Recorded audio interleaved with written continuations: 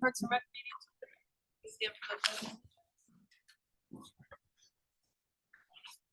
Allegiance to the flag of the United States of America and to the republic for which it stands, one nation, under God, indivisible, with liberty and justice for all.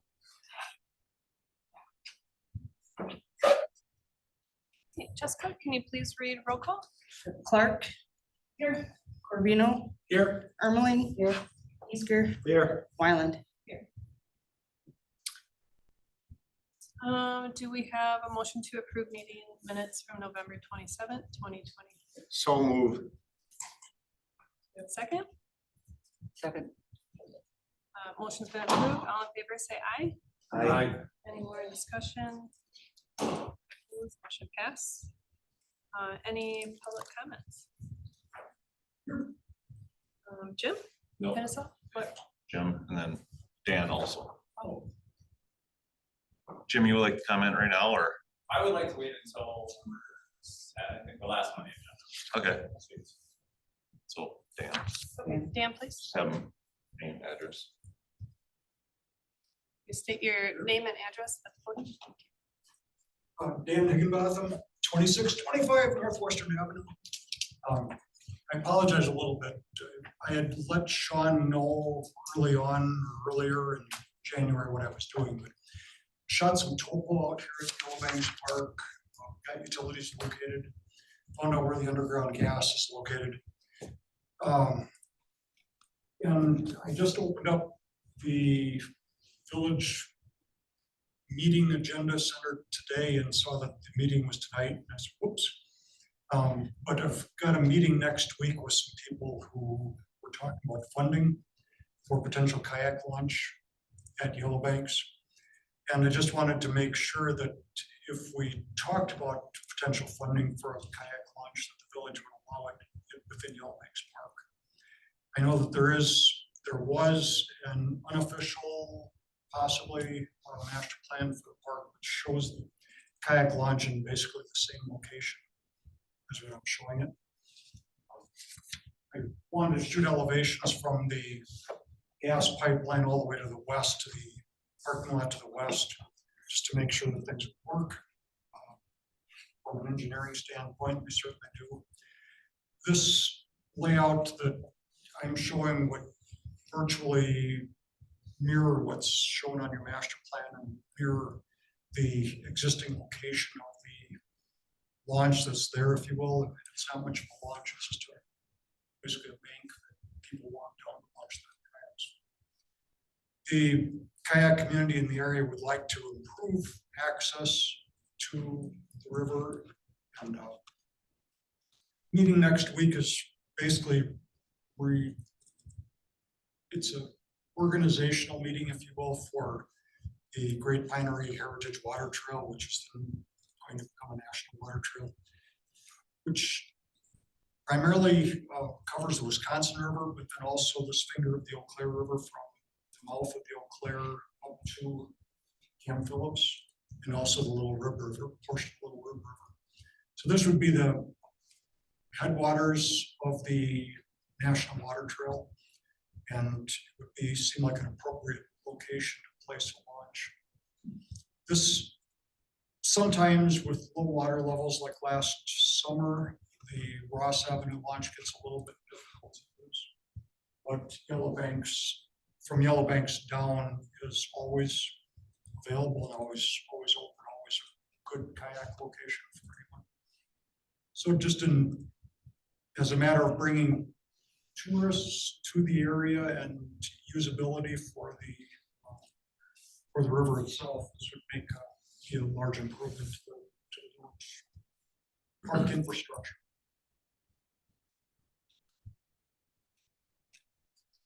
So I talked to Dan earlier today, just to go over why this master plan is not part of our corp.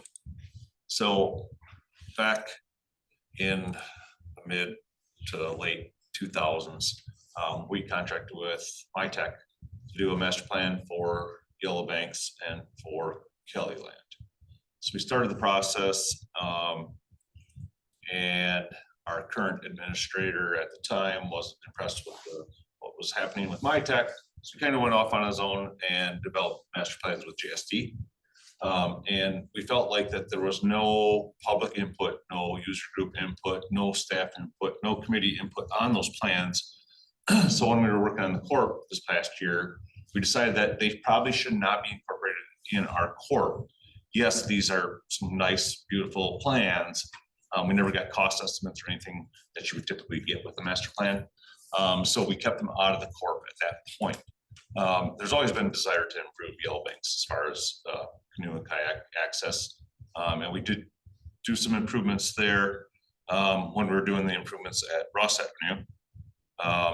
Just because it was a steep bank before, with just cattle trail down to the river. So we did improve the bank just to get access, but the parking lots are a long ways away, which kind of prohibits some people using it to some extent, just because it's a long carry to carry your equipment there. So we did at that point at least envision easier access, parking closer to the water, easier access to get to the river. Great Pinery Heritage Waterway, I've discussed with you guys a few times, and like Dan said, it is basically from Yellow Banks down to the mouth and to the Wisconsin. And the only launch that we typically actually have as part of it, and it is part of the waterway, is Yellow Banks. So it would be ideal. I know they plan on putting signage at the launch sites, and Yellow Banks is one of them that they plan on putting signage at. They're actually trying to mimic the current, to some extent, the current waterway signage that we have on our portions. With our maps that we have at Ross, some of the signage as far as distances between bridges so we have from Highway J to Ross, and then from Ross to Yellow Banks, we have signage with mileage hanging from the Ross Avenue Bridge that basically tells you that. And I've been in contact with Bill Bertram from, he's the one that's kind of heading up the Great Pinery Heritage Waterway. He's the in charge of the Griffin County Park Foundation. So he's been in contact with me a lot, but I'm sure there's others in the group that are in contact with him way more than I am. But as he gets to pieces involved with the village, I have been in contact with him, along with Mark Schofield, all the entities that have launches along this waterway.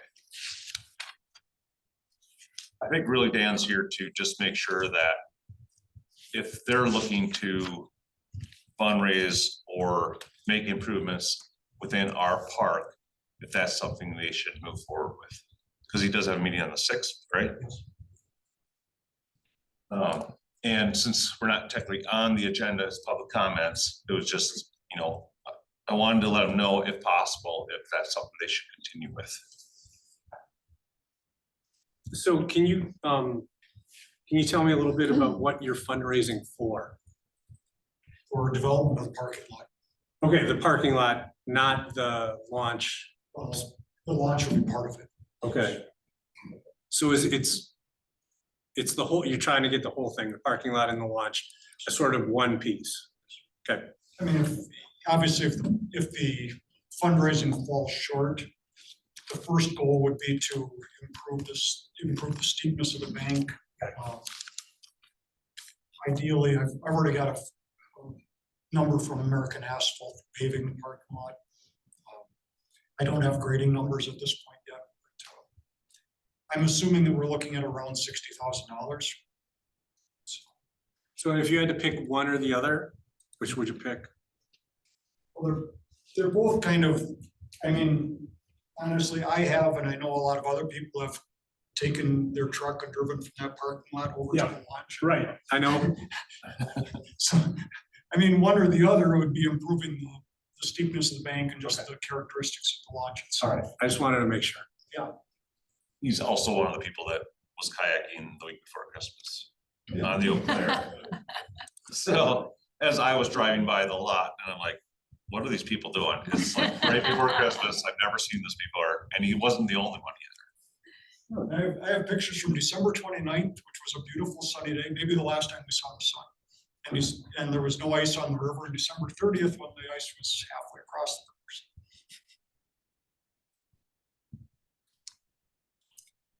You know, we also have the bed and breakfast, so I'm not doing this just altruistically. Obviously, we have people that are come to the bed and breakfast because of the river and because of the kayaking opportunities here, so it kind of all runs together. Is there any kind of consideration for the shoreline? Like what do we have rights to do to improve? Or is that a topic So for a there, different time? well, not necessarily. I mean, so most of the time, you know, as long as you're working above the low water line, you can do more. So, I mean, we did the improvements back in 2016, I believe it was, around 2016. And as long as you're working above the, you know, low water line, the improvements can be made as long as you're following, you know, you get a general permit for it, and as long as you're following the DNR guidelines as far as, you know, controlling any runoff, et cetera, you can make improvements. And we did, the improvements we made were tremendous compared to what was there before, because you just had a sad bank that you had to climb up to get out of there, which was difficult. Now at least you have a slope entryway, but in the river itself is probably not ideal right there, because there's a log there, there's a bunch of big boulders. So it's not like the accesses that you see that, you know, at Everest Park in Wausau, where they put in a nice kayak launch where you sit in a nice little trough, get in your kayak, and then you push yourself out. You're still getting in the river to get in your kayak typically, like our other launch sites also. When I was talking about $60,000, it doesn't include one of the pretty little launches where you sit in the kayak. That would be more. Yeah, and I mean, I can vouch for Dan being involved in the kayaking and looking towards what the river potential is prior to the bed and breakfast, because he's been looking at stuff and he's seen a lot of stuff while he's been living there also. But his interest in the Eau Claire River and its use for the village has been around for a long time, probably before I even know. And we're also, I mean, parallel to this, we're also working with the White Bed Chicago Northwestern Bike Spur, as it's officially known now, which would take the bike path from where it ends at Camp Phillips and running through our property, through NWA Holdings property, and linking up with the city of Schofield, city of Wausau. So Yes, and Administrator Hebert and I attended a portion of that meeting, and we did get the, you know, recording and minutes from that meeting as far as what took place after that. And right now, Weston is just a portion of that, just because of the bridge study, but the continuation of the trail down Northwestern off road or on road is all in the village. And we talked about this back in March. I believe it was March initially of 23. we've talked several times. Around that time period is when you came in with the proposal, with some extent of a on-road, off-road trail along Northwestern. Because this is not in the master plan, how do we go ahead and move forward? It doesn't need to be in a master plan. It's just more of, is there a consensus that this would be something we would want to add to the park?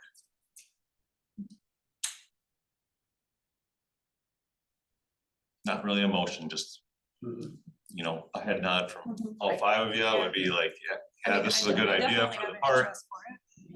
Yeah, I've always felt like that. I mean, and if it's something where, yeah, if it's something where they have a shortfall in funding, we can always make an amendment to our corp, which would make it eligible for federal and state funding too.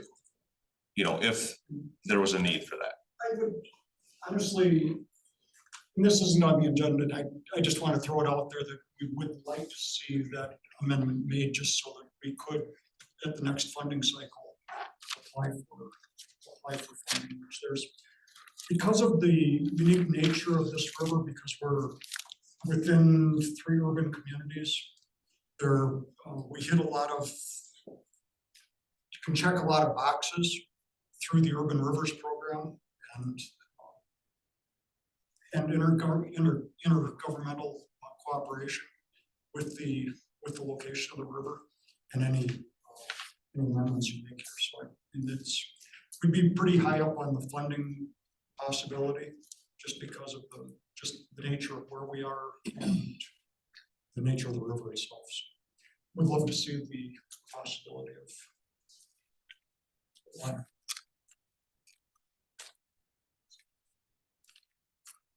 I understand the matter, you doing, I thank you for your time. Thank you. Thank you.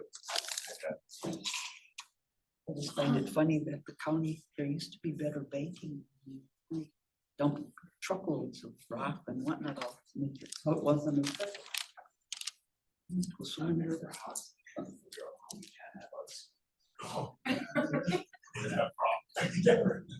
You say it's over.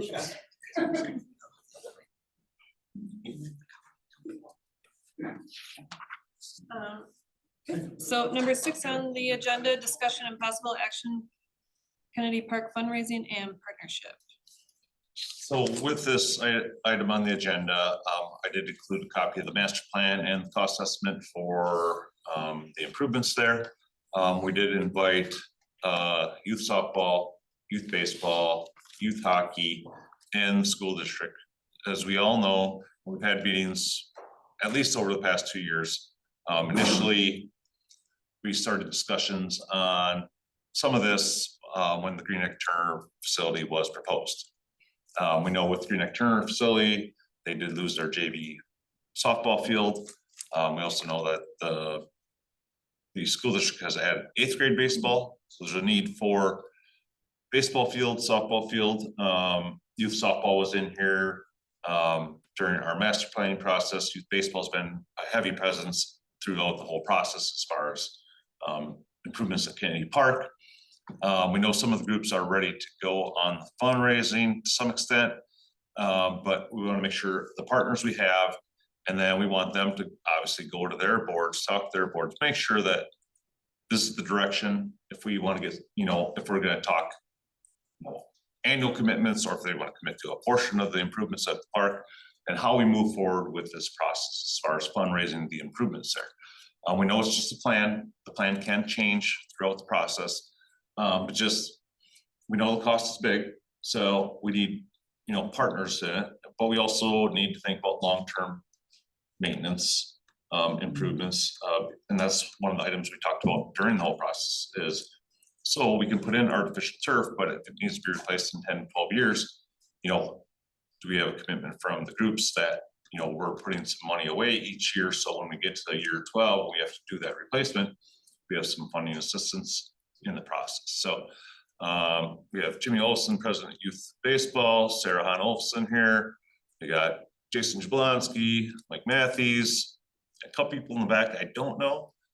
Youth softball, and then hockey, Ryan Gardner with hockey. So we have representatives of all the groups here. Roman McGuire's there too, but I see him every day, so. So, what's that? Vice President of Youth Baseball. So it's really to get the discussion going. I know that Sarah had contacted Jamie regarding the fundraising portion. We do have a plan there, which is a huge step towards the fundraising portion. Because if you go to see the Community Foundation or the Green Neck Foundation or any of them, you need to have a plan, not just an idea in your head that you're trying to relay onto these people. Like, this is our goal, we want to do this. So a lot of these people have been in these meetings. We know that at least 2 of the fields at Kennedy can be built right now without destroying the rest of it. We want to continue the use of the fields for baseball, and we don't want to blow up the 500 to 600 kids that are playing right now and not have baseball for 2 years. So, we talked about phasing. It's going to have to be phased. I mean, because $15 million for construction of Kennedy Park is not feasible, for a short term. It's got to be a long-term goal to spread it out. And then youth softballs proposed some interest due to obviously losing a field, but also being able to host tournaments off school property, because right now they don't have that ability. Youth hockey's interested because they're looking for extended ice time, their own ice time. So there's lots of ideas here, but with a lot of groups involved, we gotta corral them in because it is a village park. So we have to like oversee the entire process to some extent. Except for the fundraising portion that each individual group would want to be involved in. So, Sarah, did you want to share what you have on your end for fundraising ideas? Okay. We've been in contact with several organizations, Community Foundation, first and foremost. We've worked with them. We also have a large base of kids that we work with. We would reach out to community businesses and use the leverage through youth baseball. We understand that it's always a little bit easier for businesses to hear good ideas from 10-year-old little boys than it is to hear that message from Parks and Rec community improvements for the park. So we're fully invested into working in that direction. We're just looking for when to start putting down the pedal and how do we actually communicate what our plan is going into master. so the nice part about our current master plan cost estimate is it's like per field price. So you could say our goal this time is to fundraise for that premier field, that first field built, or the 2 fields at one time, or, you know, the ice area, you know, so if you have a goal, you can dedicate it towards specific areas at this point, instead of an overall goal, because as we know, it's a long-term plan, prices are gonna change. A lot of the discussion during park committee village board was, wow, this is expensive, you know, I mean, but we were looking at 2023 costs versus when will this be done? So you want the costs to be high because you don't want a goal of 1.5 and then comes in at 1.8 because you're looking at 2023 prices versus when it actually gets built in say 25, 26, 27. And there's also obviously some areas where there's some cost savings, which we discussed. I mean, you know, with the village's involvement, obviously could be grading, it could be, you know, excavation, material moving, stuff like that. So there are cost savings in some areas. Even, you know, utilizing some of the materials we already have. As we know, we invested in some new backstops at Kennedy Park a couple of years ago. So you have, you know, $60,000 worth of backstops that definitely should be reused and will be reused. So there is some cost savings areas within that plan also. So what I wanted to step back a little bit from the specific fields and the specificity of it. And what I was wondering is if there is a benefit to essentially bringing a bunch of stakeholders together and to sort of form a separate body working under the same idea. Because as Jim just talked about, the last thing we want is the hockey dudes and the baseball dudes saying different things to foundations about the field, about the park. And so if we could create essentially, and I don't know if this is feasible for a government body to do this, but to create a sort of friends of this project or a nonprofit body that can essentially make sure all the ships are going in the same direction. Because we have our plan and we have our design and we have, you know, your time essentially. And if we don't want, you know, anybody over promising or, you know, essentially going off the rails in raising money, that seems like a unified message that should come from the village. That should be our message because it's our park. And I think part of that is, you know, that we know as a government entity, like they're more likely to give funds to the youth groups. Right, which is versus- why I'm saying if we could create a So- separate body. So it could be a subcommittee of some sort. I mean, we've done it with other projects. I mean, no different than this facility. We had a building committee that was specific to the building itself. And it could be a fundraising committee where all those entities work together. That way they're communicating what they're doing, like you said, and sharing the same message versus, you know, just one doing one thing. We're focusing just on this. They're focusing on all of it together. I think that's a really good point, because I would hate for hockey to beat you guys there, and, you know. In all seriousness, it's like, I wouldn't want one out of these three organizations to have this huge banner going to all these businesses about Kennedy Park fundraising, and then all of a sudden, every business gives baseball money or softball money. Or alienate anybody. like Yeah, we yeah, have right. several Because- times. Yeah, ultimately, I like it if you guys would give us the money. Yeah. I'm just kidding.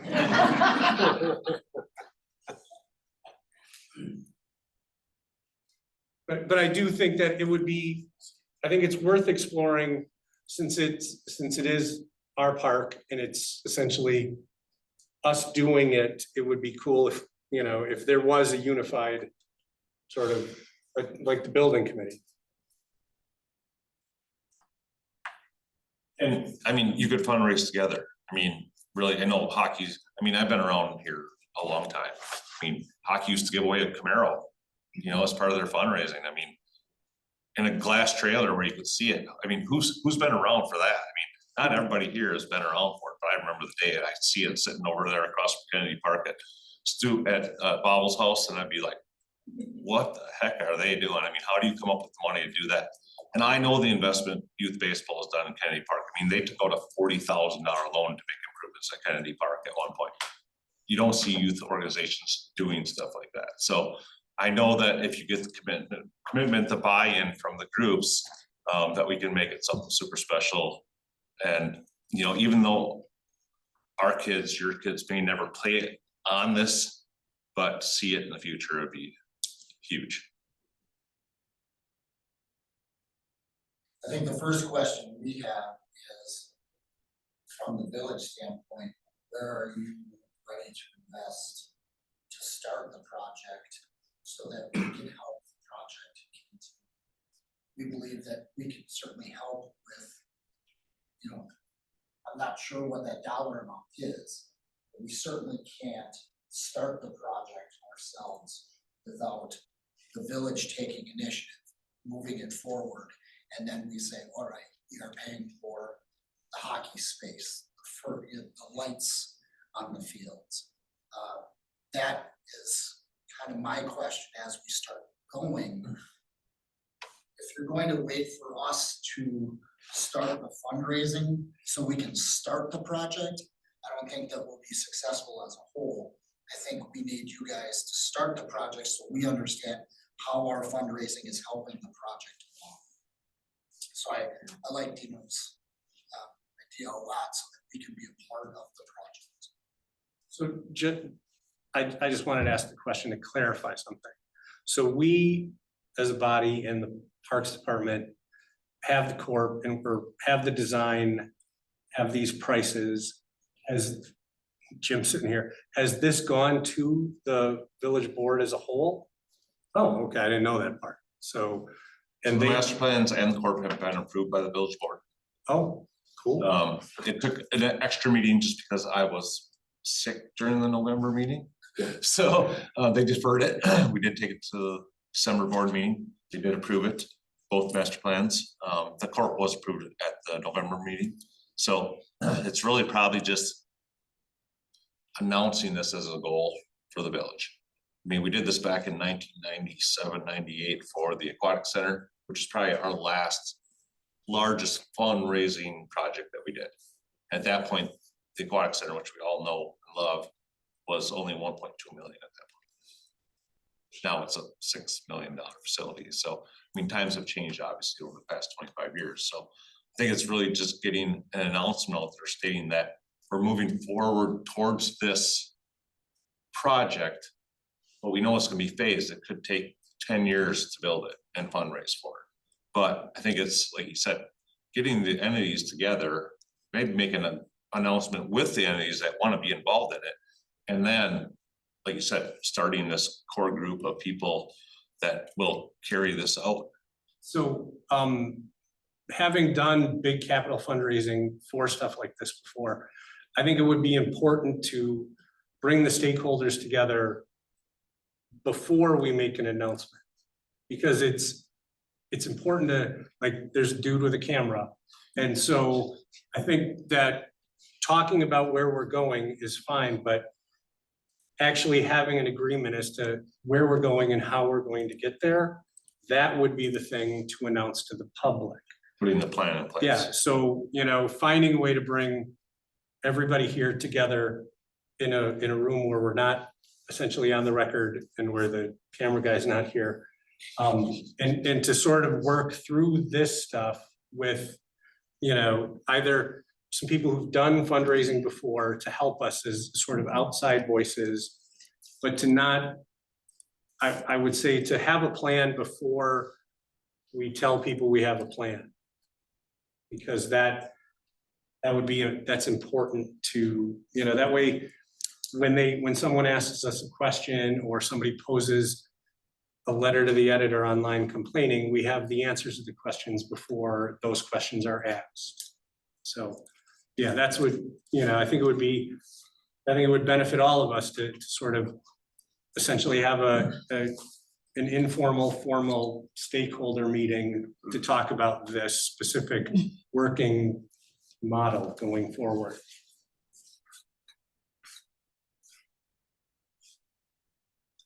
So is that pretty much consensus? I mean, the committee, the groups that would be involved, I mean, we know everybody's anxious to get going. And this is something we could plan in a short time frame. Yeah, I mean, we have all the groups here, which is great. I think all the team sports are all on the same page here. I believe we're going to be whatever part that means to. And like on the hockey side too, as an org, when we try to start to figure out, like, is this facility going to be exclusive use for hockey for 1 day a week or 5 days a week? Like, how much financial commitment does that mean from the org? How much fundraising from the org? And then, of course, if, I want that to be commensurate to what baseball and softball is paid as well. So, yeah, I think that would be really helpful to kind of have some working groups here to. Yeah, do some left and right and we limits. definitely would have formal agreements. Yeah. Put in place just because there are so many user groups. I mean, we've all seen the struggles if we've been around long enough between all the youth organizations, school district, whatever it is. I mean, to bring us all together and have us work together, we have to have formal agreements because we don't need the arguing the issues in the future that have come out in the past. Whether it's another community, decide to charge for their fields, or, if it's just an annual maintenance agreement where you dedicate a certain amount of money and that money is going to be invested in the fields versus just paying your money for the use of the fields and then it just doesn't get invested in the fields. They're not maintained, etc. So, I mean, there would have to be agreements put in place. We know youth baseball requests use of the fields from end of April, early May through at least the first weekend in August, around that. 4 nights a week for Monday through Thursday for games, 6 o'clock.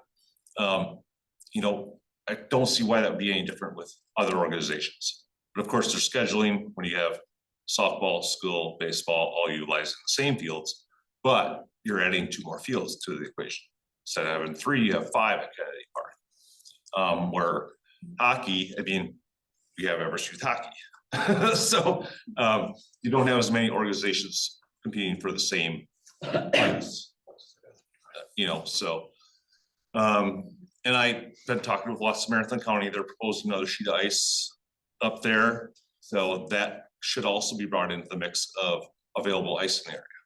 Should that investment be made in an outdoor sheet of ice that's maybe 4 months worth of use or 5 months, but definitely keep in contact with them too, because you had another sheet of ice in the area, the price is going to go up or down.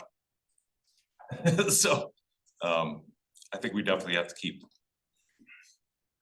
things open, and it's also been suggested that we talk to Wassa youth softball and baseball too, just because they're in the same place as everybody here. They're struggling to find places to play, quality fields, etc. So I did reach out to them last week and talked a little bit, but I didn't get into details on what their struggle is. 'Cause I know they are putting in turf at a couple fields at West, I believe East too. But that's school and youth also where there's some struggle going on. So why not try to work together if we can? They can maybe add a piece to the puzzle too. You don't know. There's a lot of pieces down here already, but you don't know if there's a way to help out the whole process. Do we have any prospects in mind for the capital fundraising? Or Prospects as far as. What have we done in the past for fundraising, I guess? Well, so with a active use facility, you're limited on state and federal grant funds. So it'd be more organizations like the Green Neck Foundation, Community Foundation, Dudley Foundation, and then just general fundraising from businesses, because youth baseball has a lot of contacts within the community who have made great contributions to youth baseball already. You know, batting cages, lots of improvements at Kennedy Park where just private businesses have made contributions to the organization. And those are good ways to reach out. We did the same thing when we did the capital project for the aquatic center. If you look at all the stones in front of the aquatic center and all the organizations that contributed, I mean, Mid-Wisconsin Beverage, Coca-Cola, I mean, there are avenues out there, private business, where you can get funds. Sean, who led the aquatic center fundraising efforts?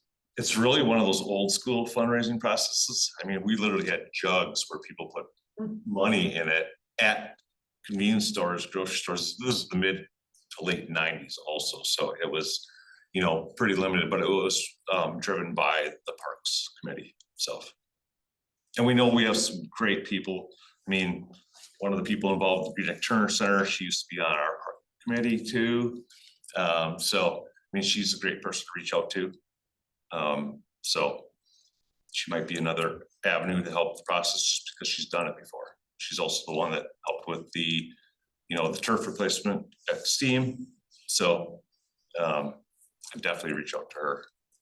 She's done it multiple times and very successful.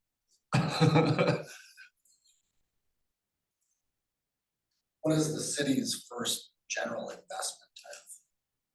You know, if we were not here today, would you guys be able to take step one and plan that is before? Well, I think our first step would be obviously proposing some sort of portion of the improvements in our capital improvement program, which could include monetary portion, but it could also be forced labor, which would be, you know, equipment, etc. But it would be something that have to go through committee level, finance board for approval for if there's any monetary portion of it, or even the labor and equipment usage. So it's really seeing if they would be interested in us including in our capital improvement project funds to get the actual like commitment portion of it. And I think meeting between all the user groups is the part of it. So you get all the users groups together and you say, well, this is our goal initially. You know, is it baseball field and hockey area, or 2 baseball fields, or what it is exactly in the master plan? So that's your initial goal. And then talk to the village committee and see, this will know the portion of money that needs to be raised for this. And then I think that's where the village decide what they could commit or would commit to that process. And if I'm wrong, that's fine. Yeah, so I think that that's not what I would suggest. So I think that I can't ask, or we as a body and as the village can't ask those guys to go raise money until we commit to, we're the first dollar in. They can't be the first dollar in. So I mean, we have to show them essentially, hey, we're in for $50 million, just making up a dollar. We're in for X amount of dollars. Okay, so now that shows that we're committed, so then it becomes easier for us to go to Jim and the hockey guy and the softball people. All right, now we're in for this amount. Now let's put together a plan for you guys to, how do we strategically all, kind of do this together? Because I think that I would be less interested in raising money for someone who didn't put their first dollar in. If that makes sense. I mean, It does make sense to me, but I still think the fundraising group needs to decide on and help with the village, what area we start with. oh yeah, I don't, Then we- yeah. then we- I think then we yeah, know. I'm not speaking to anything specific. I'm just saying, like, the village commits 2 million, and that starts the building of the fundraiser.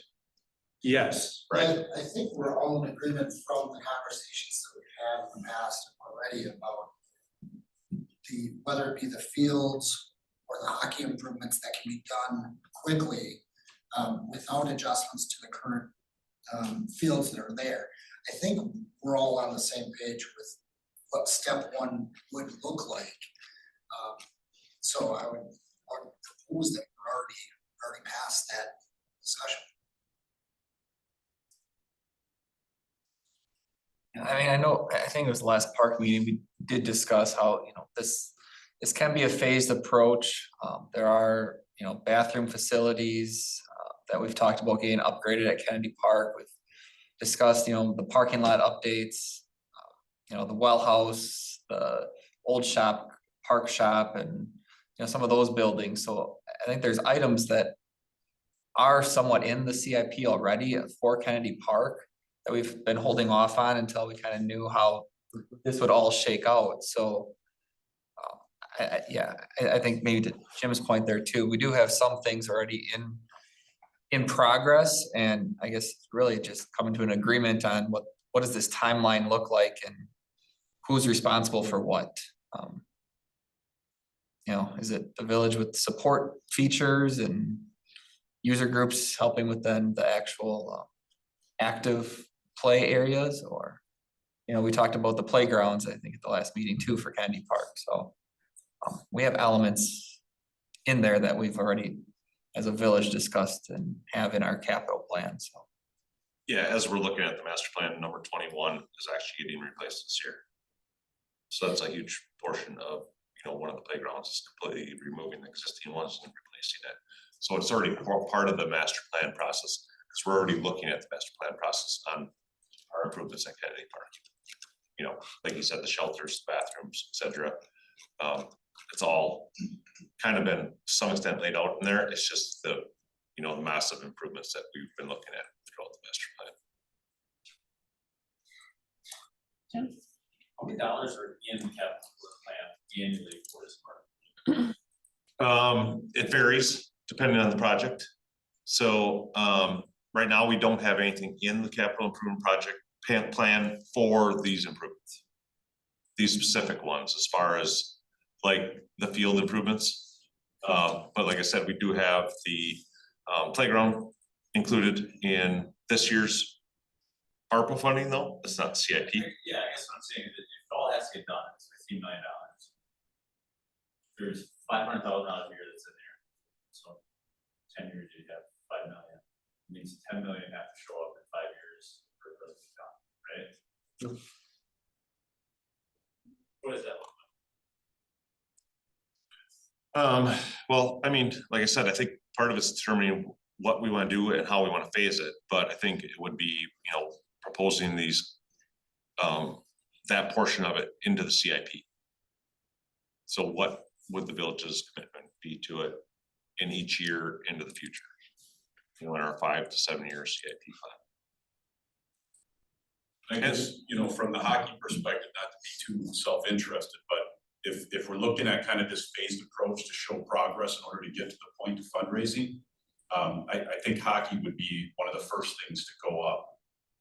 Because there doesn't need to be the reconfiguration of the existing fields. Like in my mind, and correct me if I'm wrong, but the hockey thing could be done, you know, by next winter. You know, if that's how it all shakes out, so, and then that would help out softball and baseball a lot, because then they can, you know, kind of like we're talking about, then they can point to the progress that's being made. And I'm pretty sure, Jim, I didn't really answer your question as far as that. Cause I mean, I can't commit what the village is gonna do, obviously. So, and the master plan was completed after the CIP was completed. But just using what we have right now, so in 24, 25, 26, 27, 28, for the next 5 years, how many dollars are you throwing at the park, excluding the playground, that's our. Oh, for each year, I mean, Michael's probably looking at what's in the CIP budget, but it's probably pretty limited at this point on what we were investing in CIP dollars in Kennedy for the next 5 years. Yeah, the last update we had, actually, it identified things, but it said on hold. Kind of waiting for the master plan. So we had Kennedy Park listed at, or the restrooms at Kennedy Park on hold. Playgrounds listed with ARPA, and then the well rehab or well area, I mean, that's a $4 million project, but that's kind of split between Alta Verde and our Bladel site for the well work. But that's really that northwest corner, kind of where the hockey area is looking to go up.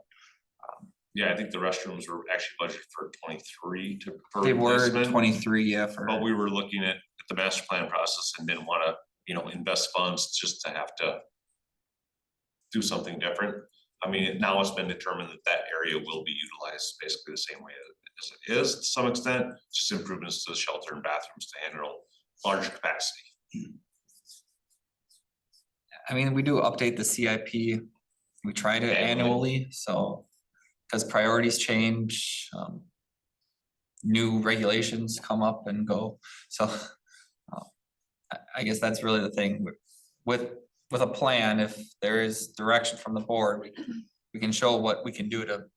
I guess free up funds or reallocate projects, and we've gotten several grant fundings for street projects over the last few years. You know, the general fund for funding streets would be the same fund that funds parks, so. You know, we're actually in that process working with Ellers right now on what borrowing looks like for the next 5 years. Yeah, so I mean, I think it's interesting to talk about the specific things, but I think if the village board has said, go ahead with this, I think it's on either the staff or this body to sort of formalize a plan in the broad sense to move forward. Because while, yeah, I'd like to sit here and talk about hockey all night long with you, having just come back from Minnesota Duluth. I think that the actual first step is for either staff or this body to come up with a strategic plan for us to move forward with this project. And that plan would articulate all of the pieces that we've been talking about in the specific form tonight. I don't think, I'm just gonna keep saying it, that I think that that's where we need to put our immediate effort into coming up with a plan to sort of show where we're gonna go and how we're gonna get there. Because we have a beautiful picture of where we wanna go. And now we've gotta figure out how we're gonna get there. And I think that that would be where I would encourage us to spend our time and resources. Yeah, I guess, when were you anticipating starting? I know we've talked about the 2 diamonds that you can put in that won't disrupt the rest of the park and different things. I know the restrooms and that, but when are you looking at possibly doing this? I mean, ultimately, that's up to the committee and the board. We just approved the plans in December, so, I mean, we really haven't put together a timeline of when these improvements could take place. But I think it's obviously, staff will put out recommendations, but ultimately, the committee and the board would make the, you know, motion to approve or recommendations on when we start moving forward with the plan. And I think most importantly at this point, like Dino says, getting a plan together. It's village staff, committee, and the partners to get together. I mean, just getting a list together of possible funding mechanisms. I mean, yes, we throw out ideas, but there's a lot out there. So there's, I mean, if you research it, all the possible funding sources for a project like this. I mean, we're looking at local foundations, but there's other organizations we could look at to help with it. Just get those lists together, get all the funding partners together, and come up with that plan. Because, and then obviously the bill, like you said, the village's commitment to the project. So I mean, it's something where, you know, if we have another meeting within 2-3 weeks, and we come back in February for our park committee meeting, maybe we can have a better direction of where we're going with things. I mean, yeah, because you're talking about it and everything, but I haven't figured out when you're actually looking at going forward. You've got a plan, but I've seen a lot of plans and 10 years later, they're still sitting on the shelf. So, I mean, if we're gonna do this, I guess I would like to think that we're looking ahead and saying, okay, what are we gonna do in 24? Are we just gonna look at the plan and see what grants we can get? Or I guess I'm just kind of lost here. We've got the plan, but where are we going with it? So I think it's up to that group and the committee to lay out, you know, the phasing and how we're gonna move forward with it. So we need like a group of people to come together outside of this meeting or the next one and say, okay, baseball is, I want these 2 fields, and hockey would prioritize the hockey portion. Like, what are we prioritizing first? And then. And what's our goal? Yeah, what's our phases. goal? And then figure out the years on how we can phase it. Well, I would think the first ones would be the 2 diamonds that you're saying you can do without disrupting the whole park. And then your hockey, because like you said, it's kind of off on its, it isn't you don't have to worry about disrupting anything when you're building it. I would say take a look at those 3 items and figure out what, you know, what are we talking about cost wise? You can't go out there and fundraise if you don't even know what your dollar figure you're looking at. And I think, well, each day you wait, the price goes up. Yeah, so is it a joint, and help me out here, you know, because I think you have much more experience than I do. Yeah. I'm kind of overwhelmed by the magnitude of this project, I guess, and not having worked through any of this before. If we have the interested groups come together and say, these are the things that we want to prioritize, ideally, this is what we would prioritize. And then as the village, like, how do I know where the funds are that the village has access to? Because it sounds like, so we have ARPA funds for playground equipment, and then we have other funds for the bathrooms or some infrastructure. Like, how do I know? I could take out pieces of this project and say, you guys aren't fundraising for any of that. That's already coming from a different source. Who puts all of that together? Okay, Or so- do we need to sit down and put all of that together? And I Yeah, would be interested in doing that with somebody to right. parse out all those details. The funds that Michael is talking about is funds that we normally borrow for. CIP funding. It's borrowed money. It isn't money that we've got in a little pot here. It's what we can afford to borrow for that year to keep our tax rate at a more level. You know, we can't do this type of thing. So, I mean, that's, when he's talking CIP, that's borrowed funds Okay. that the village will have to pay back. Yeah, it's part of our debt service. But are So, there other funds that are available, like ARPA or other sources, or is all of this? Well, I mean, there's a small amount of ARPA left, but I know there's probably future proposals for that, I believe. Right around 1.2, 1.3. Initially, before the playgrounds Yeah. have been dedicated to 800,000, so we're looking at about 500,000 remaining, I believe. Which has to be allocated in 24 and spent by 26. So you have limited time on that. But to, I guess, touch on what Katrina said, like each item is kind of broke down in the cost estimate. So like the hockey area, we know is, you know, around less than 200,000. So I actually had a question about that, not to jump in, but it did say for the overhead, the estimate was to be determined. Is Yeah. that? yeah, and I mean, On that? some of their costs are a little, like I said, to some extent, their expertise probably is not developing a hockey area. Because there are costs within that where, you know, if the village participates, even if it's just, you know, labor and equipment, where there's some savings there.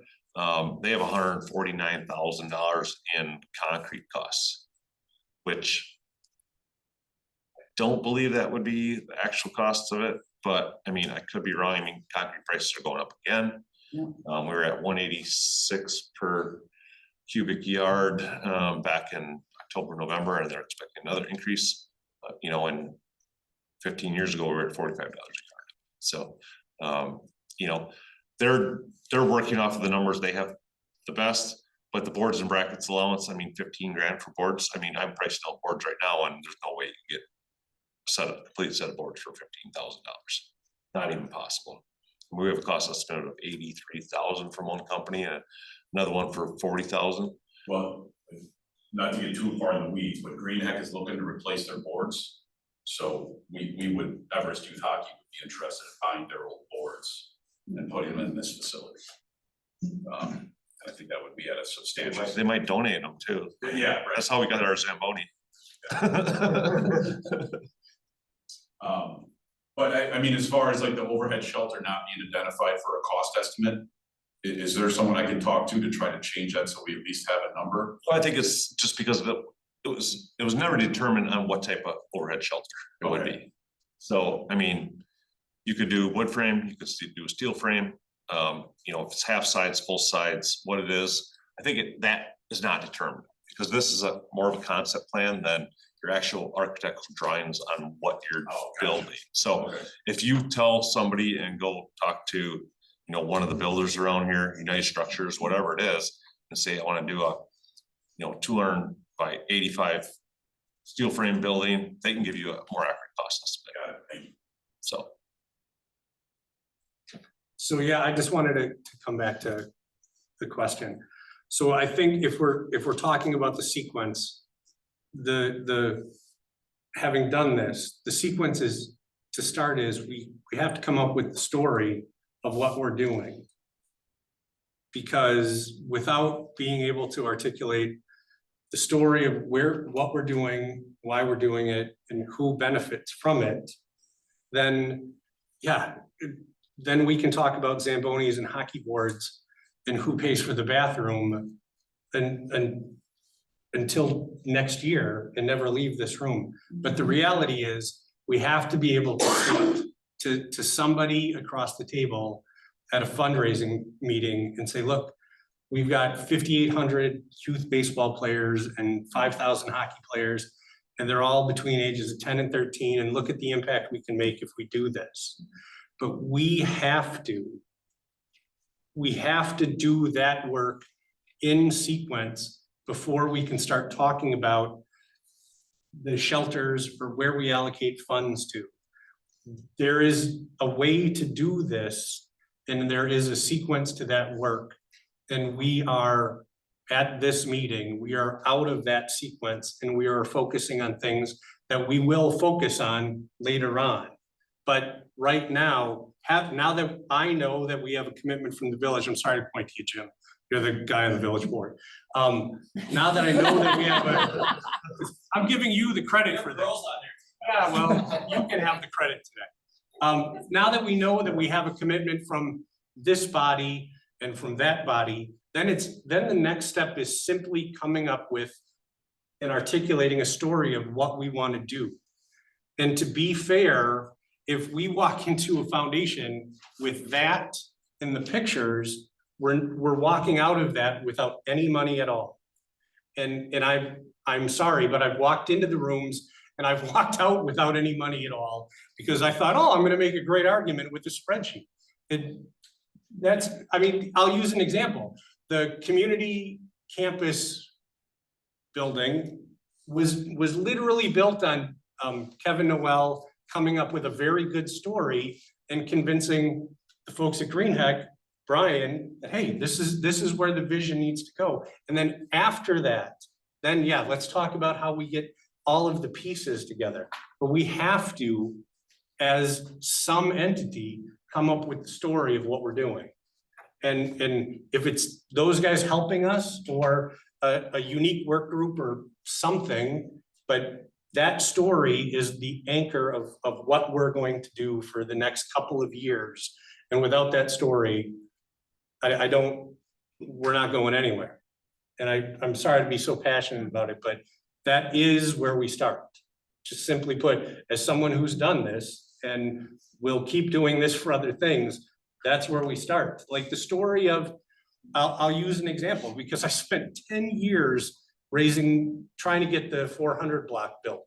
So I spent, no lie, 10 years sitting in the basement of Yankee Bookstore every 3 weeks with Dr. McGrath and his wife and a bunch of people trying to come up with a plan. And that the story was what Dr. McGrath told. And that's what he took to the city council. And that's how we moved forward with the first story. And you know, as we look ahead, the only reason I'm thinking about it is because the story that I want us to tell about the playgrounds builds us into the next story. So we're gonna take on a big, really cool thing. And this year, we're gonna build all new playgrounds. We need to tell that story very, very loudly, because the next story is give us 15 million bucks because Jim wants to play baseball. Not just Jim, but just gonna put it on you for today. But that's we have to, again, keep saying it, but we have to have the story first. Without the story, the location of the bathrooms isn't all that significant. I agree 100%.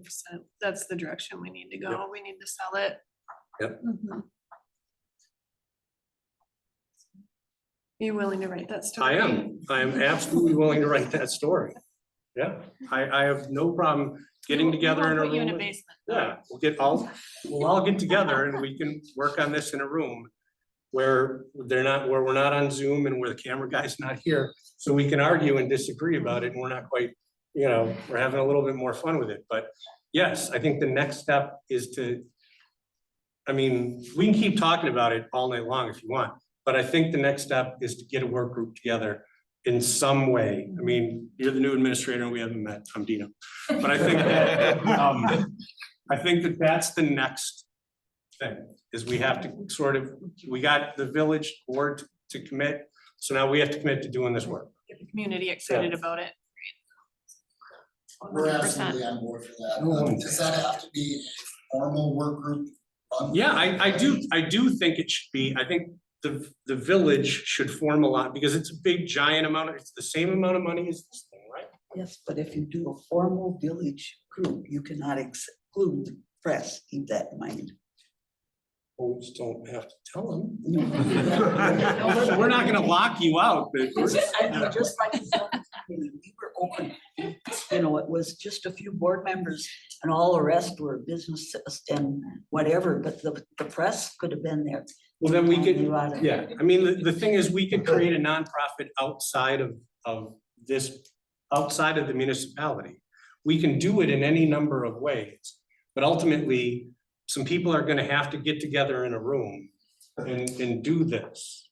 Because, I mean, we got here at 5 and, you know, we're only on number 6 on our agenda, so, you know, if you let me talk about telling stories and the importance of narrative, I'll go literally all night long. But no one wants that, so. But I'm just saying that the village, this group and a committee of getting together of citizens or whoever, they can have much more freedom than what if you involve in the beginning, a board member or the committee. Okay. It's recognized by the village, yes. Yeah. as a village committee. Mhm. Okay, then I don't really know how I to mean, proceed. there's nothing wrong with having I mean, I don't think with the building committee, I'm not sure if we ever had the press there. I mean, I know it was televised because I came in on the first meeting, I wasn't part of it. And then they realized it was all men and no women. They invited me in. Yes. If we have a meeting at somebody's house with people and one of you came to our house as a person, does that break your rules? If it's, the piece would be is if the village board said, we're starting this sub work group and named the sub work group, then it's a recognized subcommittee even for a short moment of time of the village. And that can still happen, so that it's a formal subgroup. Mhm. It's just then it has to be Yeah. noticed, yeah. Like right now, we all got together and we said, hey, you know, what you doing later? That could have happened. And it would have 11 taken- people went to Weston Lanes after this, and there was no formal subcommittee created. You don't have to follow. Secret safety piece. Does that make sense? Yeah. As soon as the village creates a subcommittee now, it has to be noticed, it has to be Right, well, that's what I'm saying, it has to be, correct. you know, But none of you are elected officials or employees of the village, so you can, I know. So I mean, and if you you can do wanna, whatever you want. if you want to invite Dino, that's fine, we just go on and talk. You can't have more than 2. You can have a quorum there, then it would have to still be noticed, it wouldn't be a chance encounter, but if someone came to your meeting and reported back, they could report back to the committee to say, this is what a group of citizens is working on. You Yep. and Dino, you go do your thing and then come back. Dino will have all kinds of this, just great ideas that just came to him. Right. That is. Yeah, let's do that. And I think the village can help with, you know, what that story looks like, because it's gonna No, have to be. Yes, the village printed. it has to be the village's story. Yeah, we can't let Jim and the hockey guy, whose name I don't know, come up with this on their own. It has to, Stick with hockey. yeah. It has to be the village's story, because it's the village's part, which I said before. And we have not had something this large. Right. I mean, our last one was 2015. That's when we got grants from Green Neck Foundation, Community Foundation, Marathon County for the Ross Avenue access to the Eau Claire River. And that was literally me, the administrator, going in to see Brian at the Green Neck Foundation, going to see Gene T at the Community Foundation, going to the Dudley Foundation. We set up all the appointments in one day, because they're all in one building. It was great. So you can, you know, knock out those meetings and see what everybody thinks. Of course, they have boards, they also present these to, typically quarterly. So you also have to think of that. Their funding is typically done on the quarter. So they have a quarterly meeting as far as what they're funding for a year, so. But I would think it'd be important to start this so that we're not, like I said, years Yeah, I down the think- road, still talking about it. And I think obviously having the partners involved, because they have the passion behind it to build that story. So we got a plan. Okay. Right. Okay. Are we If you okay? leave Dino probably following into West Line, that's the plan. Are we okay leaving it there for now? Yes, I will probably try to set up some extent a fundraising meeting. I'll try to involve myself, obviously any staff, and maybe a couple committee members. And then No how more we than 2. need more than 2. No more. Than 2. Well, 2 technically is too many because of negative quorum. So if we have 3, 2 is technically a quorum also. So you can literally only have 1. Okay, so 1. I have I an told English you. degree, I man, I told don't you. know what you're doing.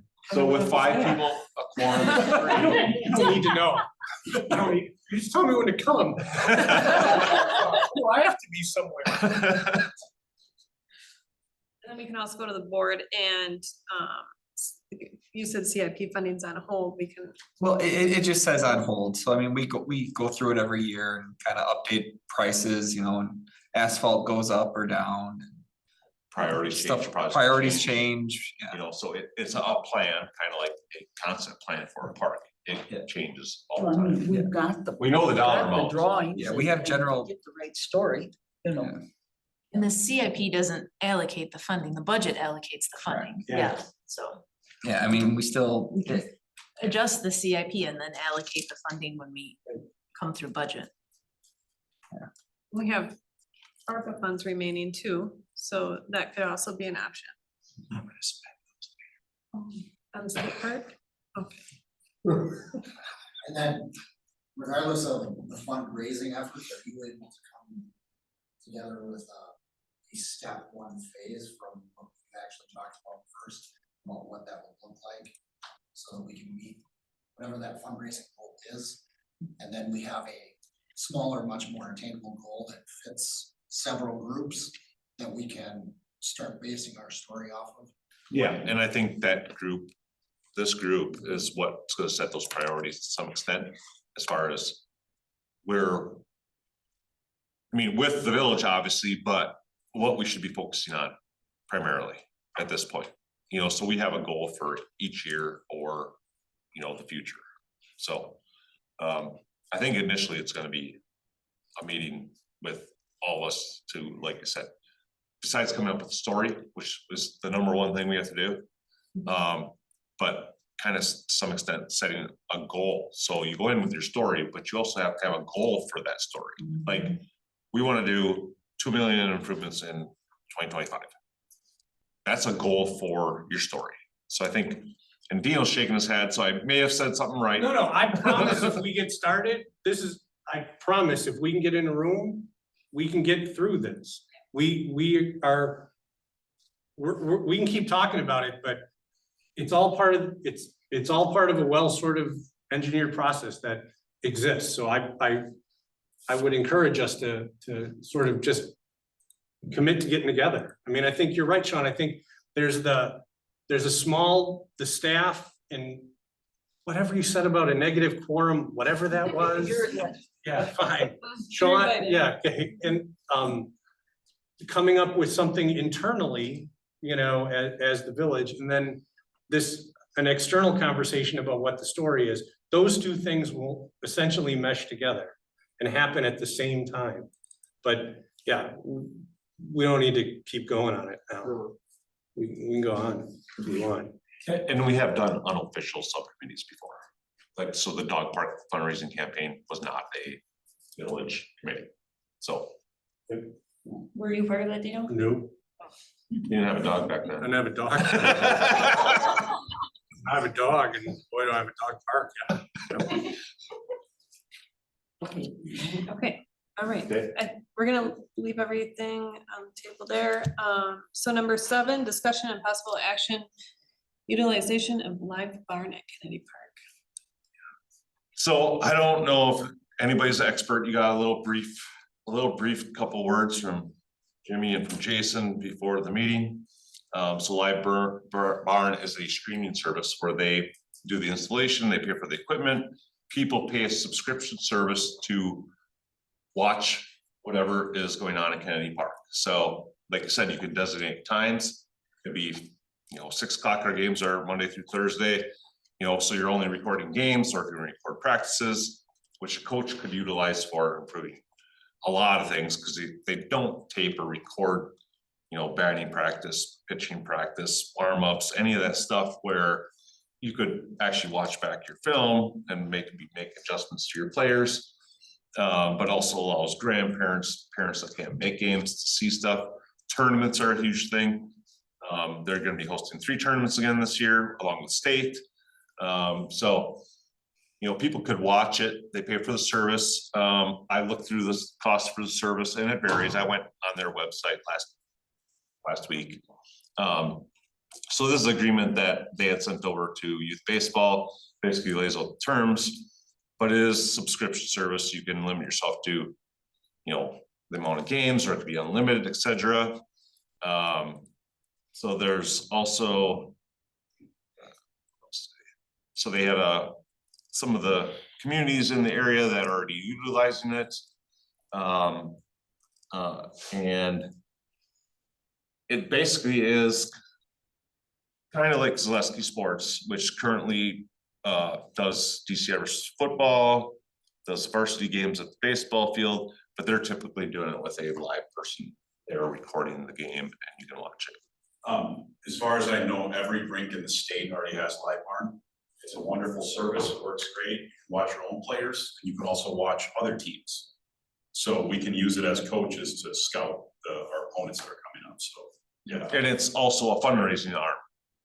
Because their subscription service contributes back to the organization that is utilizing them. So they don't pay for the equipment, they don't pay for the installation.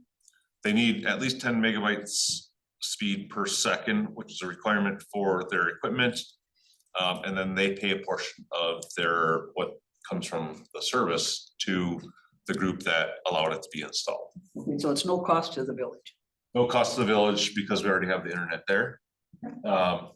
So we didn't have the service that could provide that prior to going with TDS last year.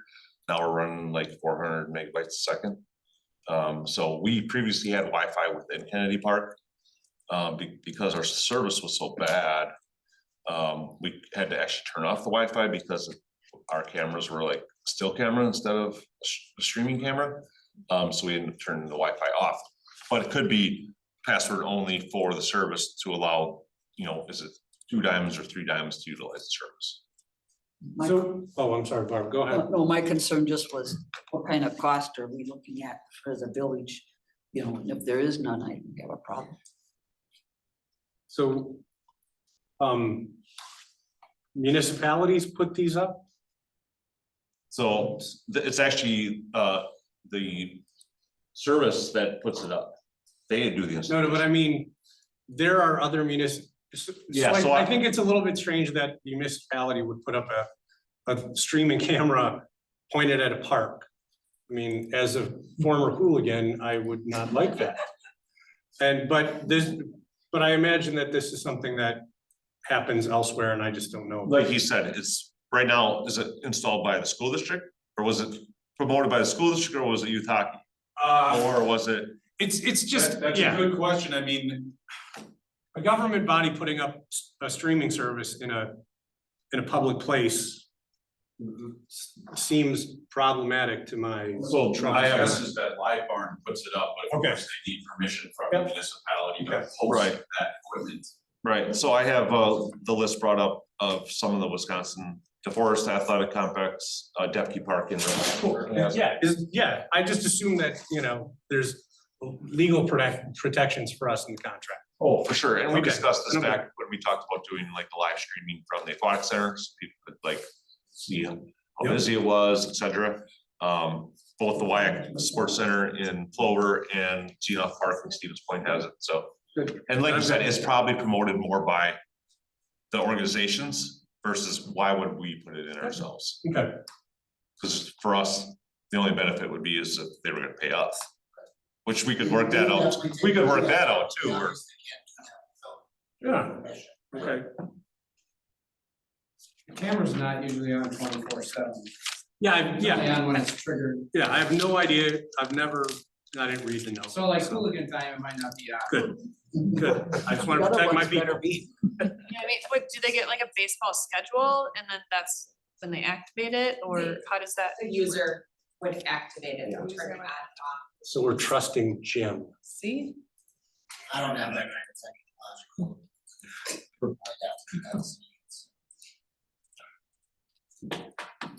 well, it really is, is this something that we would allow youth baseball to move forward with?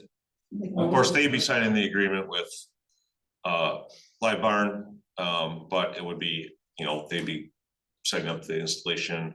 Of course, they'd work with us on that to make sure that we're not putting the cameras somewhere we don't want them.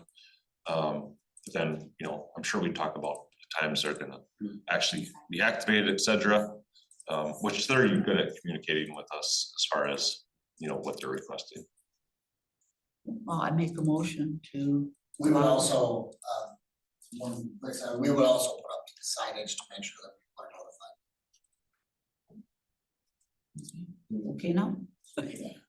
Make a motion to recommend to the village board to allow the utilization of the line barn at Kennedy Park with village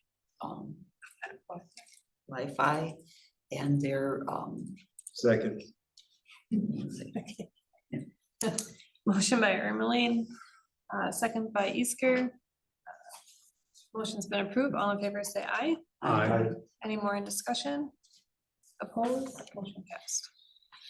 Number 8, discussion and possible action changes to Diamond 1 at Kennedy Park to allow it to be used for softball and baseball. So this item partially came up because I didn't include it in my monthly report. It's been something that we talked about initially when we met with the school, youth baseball, softball, prior to the Green Neck Turner facility being started, was making some improvements because of the loss of the diamond at the senior high. And just in general, like the need for fields, like all the organizations are trying to work together to make what we have usable for everybody, like, so we can accommodate everything as much as possible. And youth baseball has been talking a lot with the school. Mike's here from the school district, also former softball coach, now the AD. But just in general, like, they don't have a field for JV right now. So, I mean, yes, they could make accommodations on the varsity field and double stack games, but you're talking, you know, cold weather, they start in April typically. Hard to double stack games when it gets dark at 6:30 or 7, bringing in teams earlier, etc. So the proposal was to basically convert the grass infield at Kennedy to all skinned infield. The dimensions are similar for softball versus the 46-60 field for baseball. The only thing is softball does not have a mound. So youth baseball is investing in a portable mound for the use for baseball, but just basically putting in a level skinned area for baseball.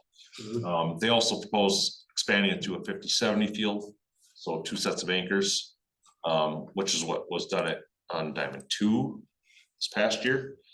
So there'd be bases at 60 and 70. The mound would, like I said, there'd be a portable mound for baseball, so they could adjust that for the 46 or the 50-foot distance. Softball would just have a permanent pitching rubber installed for them. I know they do have games planned. I did see the schedule for 8th grade baseball, which is new to the district as of this year.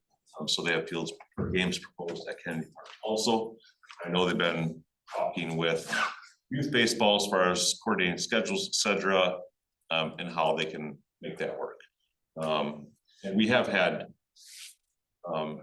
the district has used Kennedy Park field for years and years for practices, a couple games a year, usually 2, 3, maybe up to 5 games based on schedule, etc. If they have 2 JV teams, it all depends on field availability.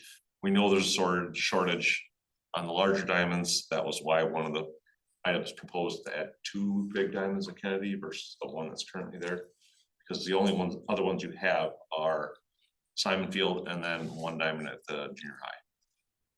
And now you have 8th grade, 9th grade, you know, you have 8th grade, 2 JV teams at least, and a varsity team. So you have four teams just in the school that to utilize 2 fields. And a lot of times they travel together to some extent. So just trying to work together as organizations in the village. The school district has dedicated some funds to field improvements. The youth baseballs, you know, committed to the improvements also to cover the remaining portion of it. We're just trying to determine how fast we can actually get this done, just due to weather this past fall, and then what does our spring look like at this point? I mean, is it going to be spring next week, or winter. we have something else to look forward to yet? So ideally, it's just moving forward with what was discussed, but it's been a couple of years, you know. And the other part was, you know, 3 weeks ago, 4 weeks ago, we kind of determined that since it is Village Park, that we should be coordinating everything. As far as excavator company coming in to do the removal and then getting the materials here installed, etc. So Improvements to the field would be funded entirely by the high school and the youth baseball organization. The only thing that we would ask is labor and time from Sean's crew to help coordinate the effort and maybe even some work. In the past, we've had their group drive to Waupaca and pick up dirt, things like that, but really zero cost. we got a cost for Waupaca Sand Solutions to truck everything up here, which is a portion of the estimate that was put together, or if the village staff had time to do it. Of course, we know I just saw a community today put on road limits already, which could limit when you could get materials in or out. They're temporarily putting them on because they anticipate it getting cold again. Will road limits go on? Is the frost going out of the roads right now? Michael's shaking his head because it's supposed to be in the 40s. They'll probably go on. They may go off again, which would allow us some time to possibly get the materials in here before April. Because typically April roads are shut down for hauling in, anything over 8 tons in the village, so. Do you have the time and resources? Well, for us, it's really just the coordination mostly, and then if we would do some of the trucking for them. And we also would want to take care of the irrigation portion of it, because we have at least 2 zones of irrigation that would have to be abandoned, which we did it for the other field also. So that's really would be our portion of it. They have, I think some of the resources are still working on getting set up. We're trying to limit the amount of damage to the current field. So we're talking about possibly getting the material in with a conveyor, so you're not actually trucking it into the field, or you're just gonna run it up over the fence and drop it in the infield. So you're limiting the amount of impact of trucks, excavators, etc. going in there, which I think it's a great idea. It's just making sure that we can get that all coordinated, because everybody's gonna be busy in spring. So, if you have more questions about it, I will be including it in my report next month, just to see where the status of it is, because I understand that things get pushed back a couple of years, and I mean, we did one of the fields last year, and it's just, I just go on with my day-to-day stuff and know I'm working on it, but just to share it with the committee, obviously, and the board members, make sure they know what I'm working on. Well, if Jim already has it taken care of on his end, and you, I've been working with Jim. okay, so we can go ahead and make a motion on that? Well, I mean, you can make a motion on it, just to reiterate that those improvements will be taking place at Kennedy Park. I can go ahead and do that. Okay. Yeah, I think so. Go ahead. Okay, I'll make a motion to approve the and okay, changes to Diamond One at Kennedy Park to be used for softball and baseball. Motion by Ermeling, I'll second that. second by Corvino. Motion's been approved. All in favor, say aye. Aye. Any more in discussion? Oppose? Motion passed. Number 9, discussion and possible action, marketing parks, playgrounds on social media. I believe Jim wanted to speak on that. No, aren't No. you speaking about Number playground? 9 or number 10? Yeah. Yeah, They're similar. Sorry. we're on Yeah, 9 now. let's talk about your stuff. Jim Ponzano, 5002 Arrow Street. So I just got in contact with Chairwoman Wyland. It says chairperson for some reason on the Chairperson. I didn't assume her gender, but Chairwoman Wyland. We had this discussion in the board meeting about some other surplus village property. See if we could utilize some of the, like the Wisconsin Public Surplus website to sell some of that equipment. So that we don't have to pay to dispose of it, some of it can be repurposed and used for other groups. We knew the sale price is $1 and they come and get it. we're not paying to dispose of it. It doesn't cost us anything, then and kind of everyone wins. And so I know that we're on our playground equipment this year, replacing it. Obviously, there's current teeter totters and swing sets and stuff out there. And teeter totters work better in Joe's house. Joe can bid $1 for it on surplus, and then the village doesn't have to pay any dollars to get rid of it. So I just would, my recommendation was to ask the Parks Committee for their approval or recommendation to the village board to move forward with that process. So Sean, so I think we learned that some of it's pretty old.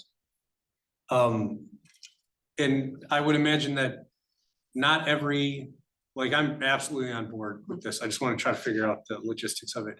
Some of it probably can't go on to another life, right? Right, so we have at least 3 locations that we know of that should not be repurposed. Okay, So it'd be Yellow Banks, Sand Hill, and Cali. all right. And then my second question is, so when we're gonna tear it all down, do we have somewhere to put it? So the old equipment was basically gonna be recycled, most of it. Obviously all the posts are steel, so that's all recyclable. I mean, we wouldn't have to pay for disposal of that. You're gonna pay someone to tear it down, and that's my No, recommendation. we would not pay anybody. We would do it on our Okay, and you guys are. own. And we are getting, yes, okay, yes, You're not somebody gonna is, punch out the doors, Sean. somebody is getting We're paid gonna to do it. pay your guys to do it. Well, I got I don't wanna do that. If Joel Smith will come here and pick up this swing set that's rusted in half, that's no longer safe to swing on, but it is safe to take down Jaegers for $180 a ton. He will do that. You would be surprised at the stuff that is out there. We sold a crane that wasn't safe, that may or may not have been in use anyways, for stupid money, like $2,000 or something. Yeah. You are totally correct. I'm sorry about And it costs, that's okay, I'll tease you more later. that. I don't wanna see village resources go towards that if there's someone that can repurpose that and rehome that, or maybe they make really good looking rusty birds that we can sell, they can sell to the village or city of Wausau, whatever, right? But if this thing can have another home, that it doesn't cost the village taxpayer extra dollars to do, I would love to see the committee make that recommendation to the board to explore that possibility. So that there's more dollars for a $15 million softball complex, right? Every dollar you spend on tearing out teeter totters costs $30. Thank you.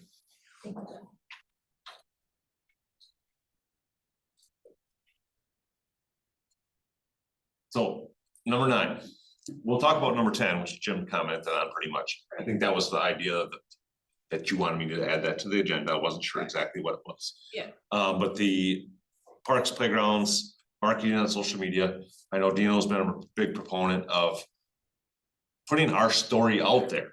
What is parks? What are we doing in parks? Getting it out in front of people, because a lot of people don't actively seek out what's going on in the village and within the parks. But if we pushed it out there, more people would know what was going on. Talk with department directors, with our administrator, about pushing out that we're doing these playgrounds this year. Like, this is a huge improvement for the village. You will see it, an article in the upcoming newsletter, which we should be going out in March. It's supposed to go to the publisher on the 1st of February. And we put an example of like the Yellow Banks play structure that's going in, but maybe start pushing out all these proposed structures, if it's once a week, a different play structure. So it would hit all the neighborhoods where these parks are, and getting something out there in social media, pushing the playgrounds. But I know Dino's probably got lots of other ideas. He's already raising his hands on other things that we could promote. Just village parks in general that people don't know are going on, like pushing out Prohaska. Prohaska's open right now. We have the trails mowed. Some of this brushed, we did drag them also. Just people don't know about it. Yeah, so I don't want to speak too much to the sort of specifics of the operational part, but I thought about it and I wanted to ask a couple of specific questions. How much ARPA money is left for parks? well, it's just ARPA funds in Fine, general. yeah, okay, how but much ARPA money is left? Approximately 500. I think it's a little more than that, but it's in between So the it 5 was and 8. for, Yeah. yeah, okay. So then the question behind that is, if we look at the staff in the city or in the village, do we either have sort of the human resource to create some sort of broader marketing idea for this next venture? Or would it be possible for us to spend some of that money to bring in someone with professional marketing skills to help us tell that story? And the reason I'm averse to spending money just because of roads and pipes under the street or whatever it is Michael does. But because you do important things, I just don't know what they are. But the reason being is, as we start to stack up this really cool sort of year in parks, I think it would be worth us investing money to have someone help us tell the story. And so I will point to the Greenheck Turner Fieldhouse's work on social media since construction has begun. Like they are doing, and it's not just because you're here, but they do very, very good, consistent content online that people from all over the world get to see. And so while we think of parks as a place where a neighborhood goes to play, that's not simply what it is, because what it is a story that gets us to $15 million for Kennedy Park. So we build goodwill by showing the commitment, again, of the Village of Weston to our quality of life. And at the end of that, strategically, we can say, all right, so we spent this time doing this, we did this, we did this, and now we want to do this really giant project.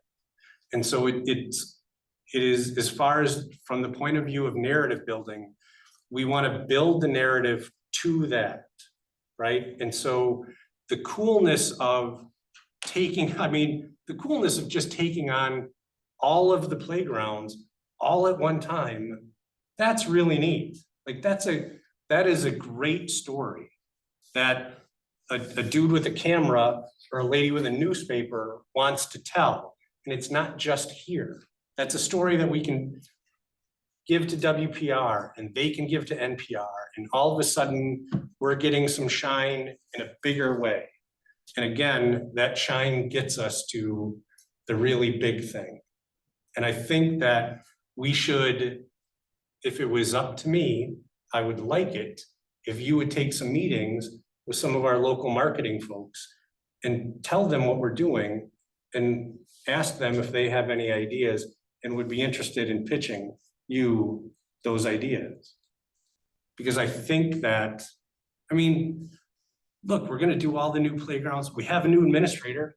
Like that's a story that I don't think has gotten enough, and I don't know if you're comfortable with that, but if there are things happening, and I think it would be worthwhile as we build towards a bigger thing to say, yeah, we wanna tell these stories in a bigger way, in a shinier way.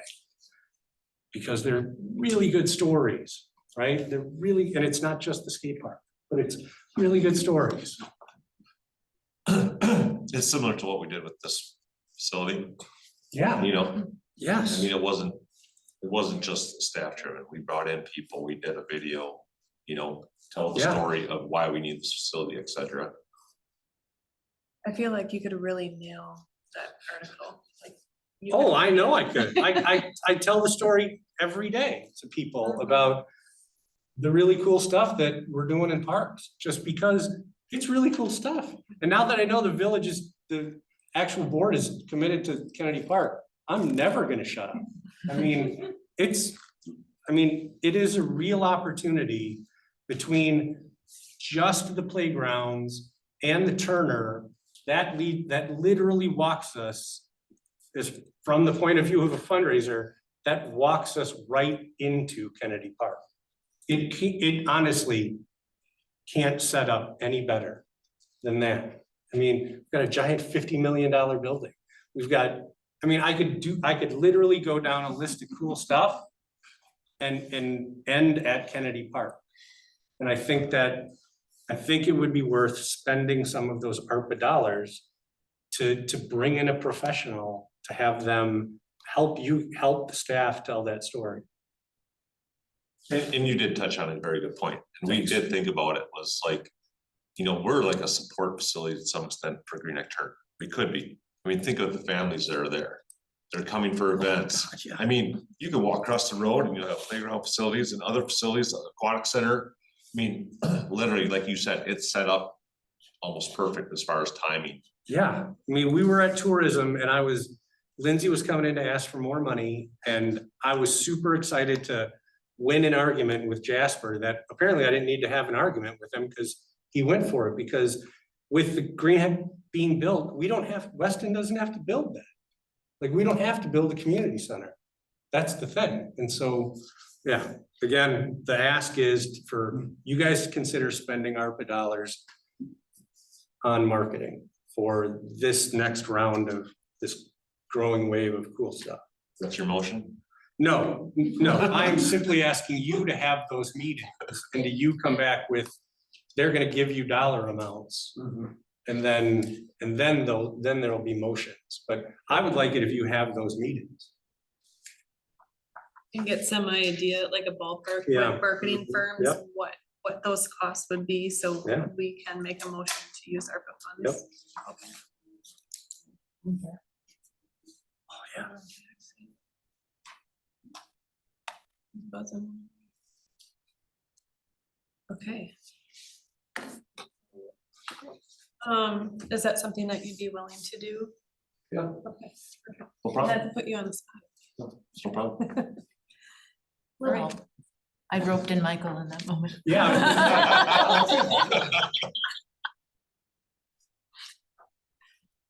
And then discussion, number 10, discussion and possible action on playground equipment. This was requested by the chair to be on the agenda. And Jim expanded upon another reason why we should have that on the agenda. And just as far as to go back, you know, regarding these discussions, part of it was, and we didn't really discuss what Jim is proposing, which is, you know, putting out there on auction, which we're currently working on getting some stuff on Wisconsin surplus auction. But it was, you know, how can we do this efficiently and not have village staff disassemble? I'm saying disassemble versus us just going with a backhoe, crushing it, putting it in a truck and hauling it away, which would be the easiest option. But if you actually had somebody, and I know there's been a lot of projects, and I've heard of projects where they've gone and done this, but then the timeliness of getting this person in there to do their removal, timing it with your installation, etc. So you definitely have to set strict deadlines as far as if somebody would bid on it, like it has to be removed, otherwise we're gonna be removing it regardless. So, I mean, it definitely is an option that we could put out there for proposals. You know, you talked about it during our meeting. Is there another community, a smaller community that could benefit from a play structure like this? Or campgrounds. Right. And just as village staff alone, we know the difficulty of taking them apart, and putting them together. They're all put together with specialized bits because they're, you know, vandal proof. So you can't just put a Allen wrench or a Torx spit in there and remove it. There's pins that have to be driven out for all the clamps. So it is a tedious process if we were to say disassemble and then give somebody else to put it back together. So Jim's option of having somebody actually just put in a bid on it, they could just be bidding for scrap and come in with a backhoe and load it up in dump truck too. And we've done stuff like that before, like with our meters or brass meters. We literally filled some totes with brass meters. People put in bids. Whoever gave us the best bid, we didn't have to disassemble and remove the plastic from them. They did that. And then they just salvaged the brass. So it's definitely a viable option as far as I'm concerned. It's just, like I said, making sure we do strict deadlines on when they would have to remove them if people would bid on them, because there would be 6 different structures. And we still have to base it on the production schedule, because we don't want somebody coming in and removing all 6 of them, and we have no playgrounds in the village for a long time period. We don't know. So we would have to base it on the production schedule with game time. So. Any thoughts from the committee on? We have an idea when they're coming to put them in. We don't. I got an email from them today. They had a couple more questions. Just working on production schedules and when the installations will take place. And like I said, we have to time our work also, because we are doing the site preparation.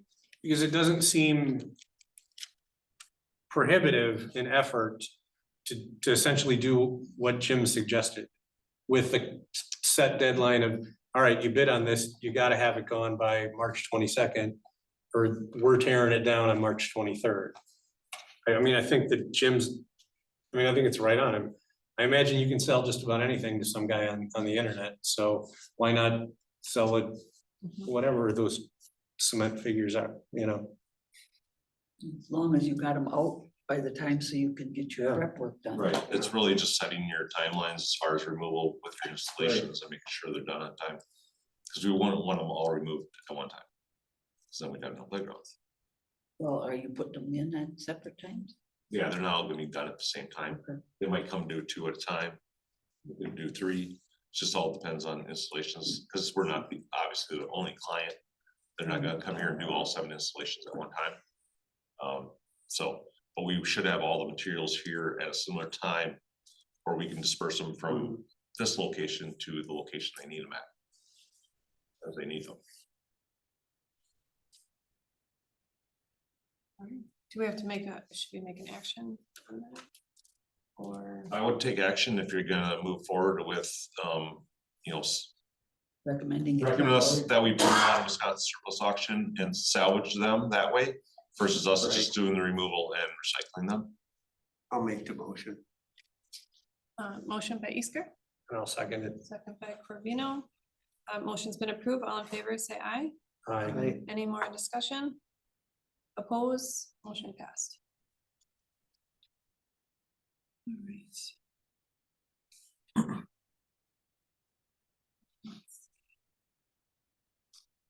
Possible next meeting date, February 26th, 2024.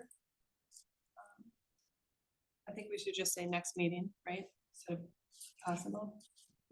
Right, yeah, I mean, we've been pretty much on a regular schedule. This one was a little off schedule. We didn't have a December meeting. But, a lot of topics came fast, so. Yeah, I think we just have a lot to talk about, so we'll go ahead. Oh yeah, and say- we're gonna Yeah. have some regular meetings here for a while, so. So next meeting date, February 26th, 2024. Topics for future meetings, playground border proposals. Any remarks from staff? We also have a bunch of other items that were brought up tonight for future meetings, so, I will add those to the list also. As far as remarks from staff. The only thing I probably didn't cover in my report is, our newest park staff member is currently in his CDL training. He did drive over this past weekend, so he's getting close to that point where he would be testing for a CDL. And we'll find out tomorrow how his weekend of driving did with the tech. Do you have anything, Jess? Remarks from committee members? Announcement? Oh, I will be excused for the next meeting. Okay. I'll be out of town. Florida? Nice. Any announcements? Do we have a motion to adjourn Parks and Rec meeting? So move. Second. All right, second. Motion has been approved. All in favor, say aye. Aye. Any more discussion? Motion passed. Meeting is now adjourned. Thank you all for coming.